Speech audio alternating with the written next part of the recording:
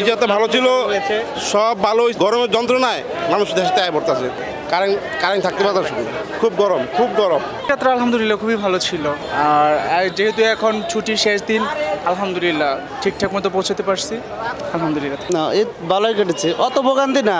যাওয়ার সময় কোনো সমস্যা পড়ে না, আসার সময় একটু যাত্রী বেশি ছিল আর কি। এমন সমস্যা নেই, ইনশাল্লাহ সব ঠিক আছে, আলহামদুলিল্লাহ। বাড়িতে গেলে তো অবশ্যই আনন্দ অনেক বেশি। অন্যান্য ঈদের থেকে এবারে যে গরু কিনছি অনেক কম টাকায় কিনছি এবং ফ্যামিলি নিয়ে অনেক সকলকে নিয়ে না সুন্দর মতো ঈদ যাপন করছি। আগের টাইমটা যেমনটা ছিল তার থেকে এবার অনেকটা সেভে গেছি এবং সুস্থ সহকারে আসছি। আমার ঈদে যাওয়া হয় নাই। আমি ঈদের পরের দিন অর্থাৎ ঈদের নামাজ পড়ছি ঢাকাতে, পরদিন ইনশাল্লাহ রওনা দিছি। যাক আলহামদুলিল্লাহ, যতটুকু ঈদের আনন্দ করতে পারছি এটাই এনাফ। না, তেমন একটা ভোগান্তি ছিল না।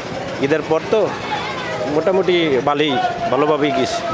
নিরাপত্তা ব্যবস্থা অবশ্যই আমাদের সেনাবাহিনী ছিলেন, তারপরে চেকপোস্টে জায়গায় জায়গায় প্রশাসন ছিলেন।